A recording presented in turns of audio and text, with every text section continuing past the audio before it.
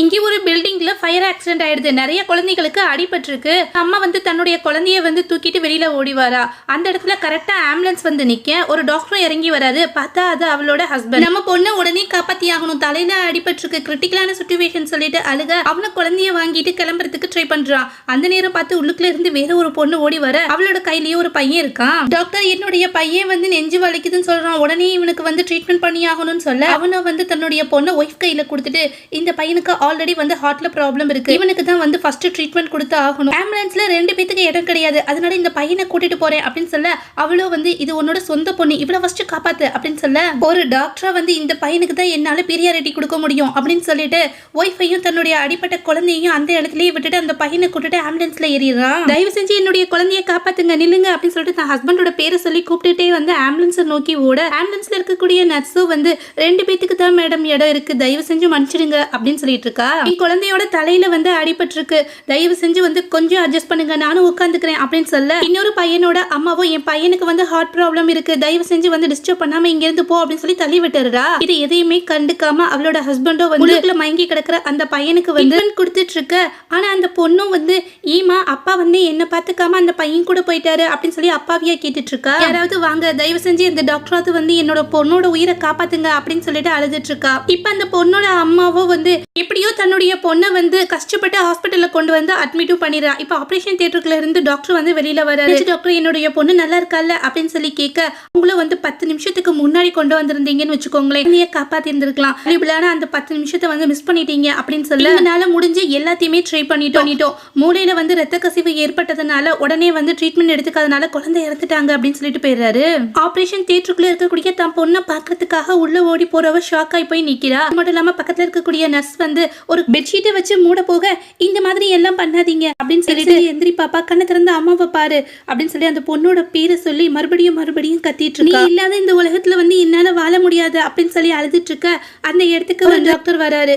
இது உங்க பொண்ணோட ஆர்கன் டொனேஷனுக்கான ஃபார்ம், இதை உங்க ஹஸ்பண்ட் தான் பதிவு பண்ணி வச்சிருக்காரு, இதுல சைன் பண்ணுங்க அப்படின்னு சொல்ல அப்பதான் அவளுக்கு பழைய விஷயங்கள் எல்லாமே ஞாபகத்துக்கு வரும். தன்னோட ஹஸ்பண்ட் லாஸ்ட் பர்த்டேக்கு தன் பொண்ணுக்கு இதை தான் கிஃப்டா கொடுத்துருப்பாரு. இதை பார்த்தனுமே அவ டென்ஷன் ஆயிடுவா.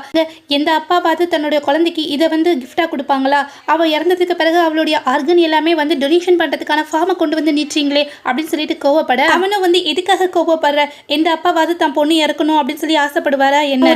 ஒரு டாக்டரா சில நல்ல விஷயங்களுக்கான மெரிட் என் பொண்ணுக்கு இப்பவே கிடைக்கணும்னு ஆசைப்படுறேன் அப்படின்னு சொல்ல அந்த பொண்ணு அம்மா அப்பாவை திட்டாதீங்க, நானும் ஃபியூச்சர்ல ஒரு டாக்டர் ஆவேன், அதனால இந்த விஷயம் எல்லாமே சாதாரணம் தான் அப்படின்னு சொல்லி ரொம்ப மெச்சூரிட்டியா பேசிட்டு இருக்கான். அவளோ இது எல்லாத்துக்குமே காரணமே உங்க அப்பா தான், அவரோட அந்த சாய்ஸ்னால தான் உன்னோட உயிர் இன்னைக்கு போயிருச்சு, அந்த பையனை தூக்கிட்டு போறதுக்கு பதிலாக ஒன்னு கூட்டிட்டு போயிருந்தாரு அப்படின்னா இந்நேரம் நீ உயிரோடு இருந்திருப்பியே பாப்பா அப்படின்னு சொல்லி அழுதுட்டு இருக்கா. இன்னொரு பக்கம் அவளோட ஹஸ்பண்டோ தான் குழந்தைய பாத்துக்கிறதுக்காக கூட்டிட்டு அவளோட பையனை பாத்துக்கிறதுக்காக ஹாஸ்பிட்டல்ல கொண்டு விட்டுறான்.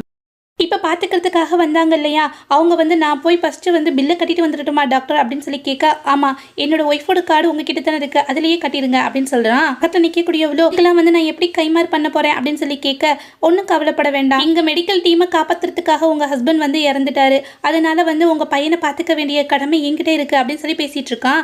அது மட்டும் இல்லாமல் என்னோட ஒய்ஃபோட மணி என்னோட மணி தான், அதனால நாங்கள் 2 பேரும் பையனுக்கு ட்ரீட்மெண்ட் பார்க்கறதுக்கு என்றைக்குமே நாங்கள் யோசிக்க மாட்டோம் அப்படின்னு சொல்லிட்டு ஓகே நான் போய் என்னோட பொண்ணை பார்க்கணும், இங்கே கிளம்புறேன் அப்படின்னு சொல்ல ஆனா அவளோ வேணும்னே டாக்டர் தயவு செஞ்சு இங்க இருந்து போகாதீங்க, இப்பதான் நான் ஒரு நர்ஸ் கிட்ட பேசிட்டு இருந்தேன், ஃபயர் ஆக்சிடென்ட்ல அடிப்பட்ட எல்லா குழந்தைகளும் சேஃபா இருக்காங்க அப்படின்னு சொல்லி சொன்னாங்க, அதனால நீங்க உங்க பொண்ணை பத்தி கவலைப்பட வேண்டாம், என்னோட பையனை பத்தி எனக்கு ரொம்ப கவலையா இருக்கா, அதனால அவன் கண்ணை திறந்து பாக்குற வரைக்கும் கொஞ்ச நேரம் இங்க வெயிட் பண்ணிட்டு அதுக்கு பிறகு நீங்க கிளம்பி போங்களே அப்படின்னு சொல்ல இப்ப அந்த இடத்துக்கு வர ஒரு ஹாஸ்பிட்டலோட டாக்டர் அவனும் வேற வழி இல்லாம அங்கேயே நின்றுட்டு இருக்கான். உங்களுக்கு ஒரு சந்தோஷமான விஷயம், இந்த பையனோட ஹார்ட் ஆப்ரேஷனுக்கு ஒருத்தவங்களோட ஹார்ட் கரெக்டாக மேட்ச் ஆகுது தெரியுமா, இந்தாங்க அதுக்கான ஃபைல் அப்படின்னு சொல்லிட்டு அந்த பொண்ணோட அப்பா கிட்ட கொடுக்க அவனும் ரொம்ப நல்ல விஷயம் இதை வச்சு இந்த பையனோட உயிரையே காப்பாற்றிடலாம் அப்படின்னு சொல்லிட்டு அதை ஓப்பன் பண்ணி பார்க்க போக இப்போ அவளோ வேணும்னே அவனை கட்டிப்பிடிக்கிறேன்னு சொல்லிட்டு அந்த ஃபைலை கீழே தள்ளி விட்டுறா. அவளுக்கு நல்லாவே தெரியும், இல்லை குனிஞ்சு அதில் பேரை நோட்டீஸ் பண்ணிட்டு அதை கன்ஃபார்மும் பண்ணிக்கிறா. என் பையனுக்கு ஹார்ட் ஆப்ரேஷன் நடக்கிற வரைக்கும் இந்த உண்மை இவனுக்கு தெரியக்கூடாது, அது வரைக்கும் இவனை நம்ம கண்ட்ரோலில் வச்சுக்கணும் அப்படின்னு சொல்லிட்டு பிளான் பண்ணிட்டு இருக்கான். இப்போ தேங்க்யூ பிரதர். என்னோட ஹஸ்பண்ட் இறந்ததுக்கு பிறகு நீங்கள் வந்து ஒரு பிரதராக இருந்து என்னையும் என் பையனையும் பார்த்துக்கிறீங்க அப்படின்னு சொல்லி பேசிகிட்டு இருக்க கரெக்டாக அந்த இடத்துக்கு வந்து அவனோட ஒய்ஃப் வந்துடுறா. ஓ, உங்களோட லவ் ஸ்டோரினால தான் என் பொண்ணை வந்து காப்பாற்றாமல் இந்த இடத்துக்கு வந்துட்டீங்களா அப்படின்னு சொல்லி கோவப்பட, நீ என்ன பேசிகிட்டு இருக்க, எதுக்காக இந்த மாதிரிலாம் பேசிகிட்டு இருக்க அப்படின்னு சொல்லி கேட்க, இல்லை நான் எதுவும் டிஸ்டர்பாக இருந்தேன்னா சொல்லுங்கள், நான் வேணா இங்கேருந்து கிளம்பிடுறேன் அப்படின்னு சொல்லிட்டு இருக்கா. என்னையும் இவங்களையும் வந்து கம்பேர் பண்ணி பேசாத. அது மட்டும் இல்லாமல் என்னுடைய பிரதருக்கு வந்து நான் ப்ராமிஸ் பண்ணி என்னுடைய குழந்தைய வந்து நல்லபடியாக பார்த்துக்கிறேன்னு சொல்லிட்டு அதனால தான் நான் இவங்களை கூப்பிட்டு ஃபர்ஸ்ட் வந்தேன் தெரியுமா அப்படின்னு சொல்லி பேசிட்டு இருக்க. ஓ, இந்த மாதிரி வந்து பகல் நேரத்துல வந்து இவளை கட்டிப்பிடிச்சு நிக்கிறது தான் வந்து நீங்க பண்ண ப்ராமிஸா அப்படின்னு சொல்லி கேட்டுட்டு இருக்க. என் பொண்ணோட தலையில வந்து பலமா வந்து அடிபட்டு இருந்துச்சு, அவளுக்கு அதனால உயிருக்கே ஆபத்து, அவளை காப்பாத்துங்கன்னு சொல்லி எவ்வளவு தூரம் அழுதுருப்பேன் அப்படின்னு சொல்லி சொல்ல, அவனும் வந்து ஒரு டாக்டரா வந்து ஹார்ட் பேஷண்ட்டுக்கு வந்து ட்ரீட்மெண்ட் கொடுக்கறது தானே என்னுடைய ஃபர்ஸ்ட் பீரியாரிட்டி, அதனால இந்த பையனை கூப்பிட்டு வந்தேன் அப்படின்னு சொல்ல, அவளை வந்து நம்ம பொண்ணுக்கு என்ன நடந்துச்சு தெரியுமா அப்படின்னு சொல்ல வரா. அதுக்குள்ளேயே வந்து அந்த பையனோட அம்மாவோ வேணும்னே அங்க இருக்கக்கூடிய ஒரு கண்ணாடி கிளாஸ் கீழே தள்ளி விட 2 பேரும் பின்னாடி திரும்பி பார்த்துட்டு இருக்காங்க. இப்போ அது கீழே குனிஞ்சு எடுக்கிறதுக்காக போற அந்த டாக்டரும் வந்து நீ வந்து கவலைப்படாதம்மா நான் எடுக்கிறேன் அப்படின்னு சொல்லிட்டு அது எல்லாமே ஒன்று ஒன்றா எடுத்துட்டு இருக்கான். இப்போ பக்கத்தில் நின்றுட்டு இருக்கா அவளோட ஒய்ஃபோ வந்து சரி நம்ம 2 பேர் வந்து கோர்ட்டில் வந்து சந்திக்கலாம், உங்களை உடனே டிவோர்ஸ் பண்ணுறேன் அப்படின்னு சொல்லிட்டு அந்த இடத்த விட்டு கிளம்பிடுறா. அவனை வந்து தன்னுடைய ஒய்ஃபை பார்த்துட்டு ஏன் இந்த மாதிரிலாம் நடந்துக்கிற, நீ ரொம்பவுமே சேஞ்ச் ஆகிட்ட தெரியுமா, முதல்லலாம் வந்து நீ ரொம்ப அன்பானவளாக இருந்த அப்படின்னு சொல்ல, அவ்வளோ வந்து நானாக சேஞ்ச் ஆகிட்டேன் அப்படின்னு சொல்லிட்டு மறுபடியும் நினச்சி பார்க்குறா. அவளோட பொண்ணுக்கும் வந்து ரொம்ப வந்து ஃபீவராக இருக்கும், தன்னுடைய ஹஸ்பண்டுக்கு ஃபோன் பண்ணி நம்ம பொண்ணுக்கு வந்து ரொம்ப ஃபீவராக இருக்குது உடனே வாங்க அப்படின்னு சொல்லி கேட்க, அவனும் வந்து அந்த ஹார்ட்டில் வந்து ப்ராப்ளம் இருக்கு இல்லையா, அந்த பையனுக்கு உடம்பு முடியல, அதனால அவனை பார்த்துட்ருக்கேன், அதனால தன்னோட பொண்ணுக்கு வந்து ஃபீவர் தானே, நீ பக்கத்தில் இருக்கக்கூடிய ஹாஸ்பிட்டலுக்கு கூட்டிகிட்டு போயிடு அப்படின்னு சொல்லிட்டு ஃபோனை கட் பண்ணிடுவான். என்ன மாதிரியான அப்பா நீ, உடனே கிளம்பி வா அப்படின்னு சொல்ல அவனும் அதை காதலையே வாங்கிக்கவே மாட்டான். இப்போ பின்னாடி இருக்கக்கூடிய அவளோட பொண்ணும் வந்து அம்மா எனக்கு எதுவும் ஆகலம்மா நான் நல்லா தான் இருக்கேன் அப்படின்னு சொல்ல, கவலைப்படாத அம்மா இருக்கேன் இல்லையா, எப்படியாவது ஒன்றா ஹாஸ்பிட்டல் கூட்டு போய் உன்னை பாதுகாப்பேன் சரியா அப்படின்னு சொல்லிட்டு ரோட்டில் அந்த பொண்ணு தூக்கிட்டு ஓடி வந்துட்டுருக்கா. இதையெல்லாம் நினச்சி பார்த்துட்டு ஆரம்பத்தில் இருந்தே நீ எவ்வளோ சேஞ்ச் ஆகிருக்க தெரியுமா, இது இவ்வளோ நாளாக புரியாமல் நான் தான் முட்டாளாக இருந்திருக்கேன் அப்படின்னு சொல்லிட்டு அழுதுட்டு இருக்கான்.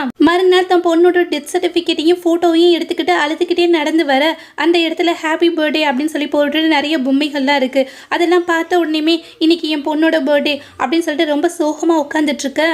அந்த இடத்துக்கு தன்னுடைய ஹஸ்பண்ட் வந்து அந்த ஹார்ட்ல ப்ராப்ளம் இருக்கு இல்லையா, அந்த பையனை வந்து ஒரு வீல் சேர்ல வச்சு இழுத்துட்டு வரான். அந்த பையனுக்கு ஹாப்பி பர்த்டே அப்படின்னு சொல்லி சந்தோஷமா வந்து அதை செலிப்ரேட் பண்ணிட்டு இருக்க. அந்த பையனும் இப்போ ரொம்ப ஹாப்பியா இருக்கான். இப்போ பழையபடி வந்து ஒரு பிளாஷ்பேக் போறா. தன்னோட பொண்ணுக்கு பிறந்தநாள் சொல்லிட்டு தன்னோட ஹஸ்பண்டுக்கு வந்து ஃபோன் பண்ணுவா. ஆனா அவனும் வந்து எனக்கு வந்து ரொம்ப ஒர்க் இருக்கு அதனால வர முடியாது, ஒவ்வொரு வருஷமும் வந்து நம்ம பொண்ணோட தானே செலிப்ரேட் பண்ணுவேன், அதனால என்னோட விஷயம் வந்து அவளுக்கு கன்வே பண்ணிடு அப்படின்னு சொல்லிட்டு போனை கட் பண்ணிடுவான். ரொம்ப கோவமா தான் ஹஸ்பண்ட் முன்னாடி வந்து நிக்க, அவனும் வந்து ஏய் நீ என்ன இந்த இடத்துல நின்றுட்டு இருக்க அப்படின்னு சொல்லி கேட்டுட்டு இருக்கான். இன்னைக்கு நம்ம பொண்ணோட பிறந்த நாள், அது உங்களுக்கு ஞாபகம் இருக்கா அப்படின்னு சொல்லி கேட்க, அவனும் வந்து இங்கே பாருப்பா இந்த பையனுக்கு வந்து ரொம்ப உடம்பு முடியாம இருக்கு, அதனாலதான் இவன் கூட இருக்க வேண்டியதா போச்சு, நான் தான் ஒவ்வொரு வருஷமும் நம்ம பொண்ணு கூட தானே இருக்கேன் அப்படின்னு சொல்ல, அதனால வந்து இதை ரொம்ப பெருசாக்காத அப்படின்னு சொல்லிடுறான். ஆனா அவ்வளோ வந்து இனிமேல் வந்து உங்க பொண்ணோட பிறந்தநாளை எப்பவுமே நீங்க வந்து செலிப்ரேட் பண்ணவே முடியாது அப்படின்னு சொல்ல, அந்த பையனும் வந்து அப்படின்னா வந்து ஒவ்வொரு வருஷமும் வந்து என் பிறந்த நாளுக்கு டேடி ஏன் கூட தான் இருப்பாரா அப்படின்னு சொல்லி சந்தோஷப்பட்டுட்டு இருக்கான். என்னது டேடியா, இந்த பையன் வந்து உங்களை டேடின்னு கூப்பிட்டு இருக்கான் அப்படின்னு சொல்ல, அவனும் வந்து அவன் ஒரு சின்ன பையன் டேடின்னு காமனா கூப்பிட்டு இருக்கான், அதுக்காக எதுக்காக இந்த விஷயத்தை பெருசாக்குற அப்படின்னு சொல்லிட்டு ஒய்ஃப் மேலேயே கோவப்பட்டு இருக்கான். அவன் அந்த பக்கம் கிளப்பின உடனேயுமே அந்த பையன் வந்து ஆன்ட்டி உங்க பொண்ணு இறந்துட்டாலா என்ன, அந்த ஃபயர் ஆக்சிடென்ட்டை யார் பண்ணா தெரியுமா, நான் தான் அவளோட பொம்மை எல்லாமே எரிச்சே தெரியுமா, எனக்கு அவளை சுத்தமா பிடிக்காது அப்படின்னு சொல்ல, அவளோட அம்மாவோ வந்து எதுவும் பேசாத அப்படின்னு சொல்லிட்டு அந்த குட்டி பையனோட வாயை வந்து அடைச்சிட்டு இருக்கான். அப்படின்னா அன்னைக்கு நடந்த ஆக்சிடென்ட்டுக்கு நீ தான் காரணமா அப்படின்னு சொல்லிட்டு கோவப்பட, அவளோட ஹஸ்பண்டோ ஓடி வந்து எதுக்காக இந்த மாதிரி இந்த பையனை வந்து திட்டிட்டு இருக்க அப்படின்னு சொல்லி கேட்கும் போது, இவன் தான் எல்லாத்துக்குமே காரணம் அப்படின்னு சொல்லிட்டு அடிக்கிறதுக்காக போறான். இவன் தான் நம்ம பொண்ணோட பொம்மை எல்லாமே போட்டு எரிச்சிருக்கான் தெரியுமா அப்படின்னு சொல்ல, அவனோ வந்து எனக்கு எதுவும் தெரியாது அங்கிள் அப்படின்னு சொல்றான். அது மட்டும் இல்லாம இப்ப அவங்க அம்மாவோ வந்து அந்த பையனை லைட்டா ஒரு தட்டு அவனும் வந்து அம்மா எனக்கு வந்து நெஞ்சு வலிக்குது அப்படின்னு சொல்லிட்டு ஆக்ஷனை போட்டுட்டு இருக்கான். உடனே வந்து அந்த கிறுக்கு டாக்டர் உடனே இந்த பையனுக்கு செக்அப் பண்ணி ஆகணும் அப்படின்னு சொல்லிட்டு தான் ஒய் பக்கம் திரும்பி என் பொண்ணோட பர்த்டே வந்து நான் மறந்துட்டேன், கண்டிப்பா நாளைக்கு வந்து அவளை வந்து நான் மீட் பண்றேன் அப்படின்னு சொல்ல, அவளை வந்து ஒரு அட்ரஸ் கொடுத்து இந்த இடத்துக்கு வந்துருங்க அப்படின்னு சொல்லிட்டு போயிடுறேன். கண்டிப்பா நான் நாளைக்கு வரேன் அப்படின்னு சொல்லிட்டு அவனும் வந்து அங்கிருந்து கிளம்ப, மறுநாள் அந்த இடத்துல அந்த பொண்ணுக்கு இறுதி சடங்கு எல்லாமே பண்ணிட்டு இருக்காங்க. நான் டாக்டராக ஆசைப்படுறேன்னு சொன்னீங்க, வருங்கால டாக்டர் நான் இந்த நிலைமையிலேயா பார்க்கணும் அப்படின்னு சொல்லிட்டு அவங்க அம்மா வந்து அழுதுட்டு இருக்கா. அடுத்து என்ன நடந்தது அப்படின்றத நெக்ஸ்ட் பார்ட்ல பார்க்கலாம். தேங்க்யூ.